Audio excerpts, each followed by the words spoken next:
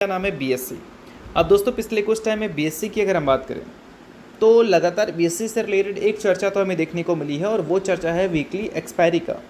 अभी रिसेंटली सेबी के जो बोर्ड मीटिंग देखने को मिले थे उसके आउटकम्स में जो उसके चेयरमैन हैं उनके तरफ से स्टेटमेंट हमें देखने को मिला था कि जो कंसल्टेशन पेपर है जिसको वो फ्लोट कर सकते हैं अगले एक महीने में, इंडेक्स ऑप्शन के जो टेन्योर हैं उसको बढ़ाने के लिए उस पर वो डिस्कशन कर रहे हैं। अगर डिस्कशन कर रहे हैं तो मान सकते हो आप ये बात कि 99% चांसेस है कि सेबी इस चीज़ को इम्प्लीमेंट भी कर देगी, और अगर इम्प्लीमेंट कर देगी तो ये बिल्कुल भी कैपिटल मार्केट से जुड़ी कंपनीज़ के लिए अच्छी बात नहीं है, और ख़ासकर एक्सचेंज और ब्रोकर के लिए तो बिल्कुल भी अच्छी बात नहीं है।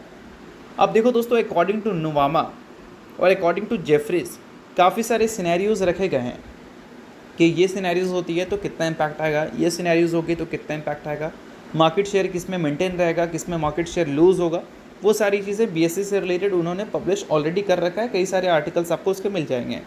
बट अभी के टाइम पे जो 5 सिनेरियोज़ हमें देखने को मिलते हैं उन 5 सिनेरियोज़ के बेसिस पे अगर नुवामा की एक्सपेक्टेशंस की बात करें तो 2027 के जो फाइनेंशियल ईयर में इनके अर्निंग्स हमें देखने को मिलेंगे उसमें नुवामा उम्मीद कर रही थी 38.5% की ग्रोथ हमें देखने को मिलेगी।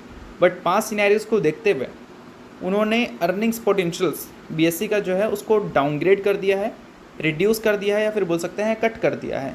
और अभी के टाइम पे उनके हिसाब से 2027 के फाइनेंशियल ईयर तक इनका जो अर्निंग्स ग्रोथ है वो 19.8% से हमें देखने को मिल सकते हैं। अगर ये चीज़ होता है तो अल्टीमेटली क्या होगा कि बीएससी पिछले कुछ सालों में जो अच्छे नंबर्स रिपोर्ट करती हुई दिखी है, जिसके मार्केट ऑलरेडी यूज्ड टू है, अगर उसके अपोजिट नंबर देखने को मिल गए तो उस केस में मार्केट को वो नंबर बिल्कुल भी पसंद नहीं आएगा। बट ऐसा तो नहीं है कि वो सिर्फ बीएससी की गलती की वजह से होगा, देखा जाए तो पूरे सेक्टर का ही प्रॉब्लम है। तो किसी एक कंपनी को क्रिटिसाइज़ करना पूरी तरह से गलत है, चाहे आप बीएससी की बात करो या फिर किसी दूसरी ब्रोकिंग कंपनीज़ की बात करो। तो सभी चीज़ें आप अच्छी तरह से रिसर्च कर लेना, क्योंकि काफ़ी वैल्यूबल चीज़ें हैं, इंडस्ट्री से रिलेटेड बातें हैं, इस वजह से मैंने आपको बताई है।